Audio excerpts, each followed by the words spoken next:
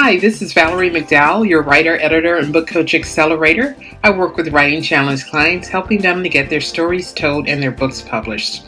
And I know what it is to write and to rewrite something over and over again, trying to get it perfect. But what is really happening is you are really getting nowhere. How to stop editing your work and just write. Pretty much all the clients I work with have this problem. In fact, pretty much all writers at some point have this issue as well. But we're going to discuss today 5 ways on how you can stop editing your work and just write. So, number 1, stop second guessing yourself. What do you mean by that? Well, if you want to publish your book in the next 3, 6, or even 12 months, stop second guessing every word, what someone else may say about it, who might be in it, how will they feel, oh my God, just let it go. It's your book. It's your story. No one can tell your story but you. And the best stories are the ones that are true, that you lived through, overcame, sacrificed for, even endured. Besides, every time you go back to edit something before you've even finished your first draft, you're subconsciously telling yourself that your writing isn't good enough. Your job is to get your ideas and your words down and out of your heart, out of your mind, and out of your soul. So whether you write it out on paper, on your computer, or talk it out on audio, I need you to get it out. It's how to not edit your book while writing and just write. So we just discussed point number 1, which is to stop second guessing yourself. And number 2 is to get it done. So whether it's 250 words, 500 words, 1,000 words a day, whatever the goal, and I'm going to be honest with you, you don't have all day, okay? All month or even all year to finally get this book done. And neither do I. You've already had all the time in the world you needed to talk about getting your book done. But when you work with me, we get it done. No more excuses. In fact, I was a member of a gym whose name was just that, no more excuses. You miss a class? No excuse. Couldn't get here on time? No excuse. Not feeling well? No excuse. The thing is, we do what we want to do with our time. So whether we're running late, ran into some family drama, or just not even feeling 100%, if it's something we really want to do, we will gladly jump over any obstacle that stands in our way to accomplish our goal.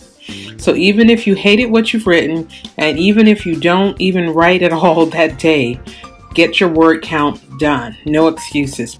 Number 3, it messes with your confidence. This is a good one. When you self-edit as you write, you start wondering if your story is any good at all. You start thinking thoughts like, will anyone want to read this? Is this any good? Why do I even think I could write a book? Who am I fooling? Stop it, okay? You are a writer, you are an author, and you can do it. Let go of all those negative thoughts in your head and imagine yourself at your book signing, speaking event, or class reunion, mentioning how you just finished your first book and you're working on your next one. Feel better already, don't you? So please, don't let the negative thoughts, which are really fears, which are really just your imagination having a field day, get the best of you. You've made it this far. Number 4, it hinders your productivity. When you edit as you go, nothing gets done.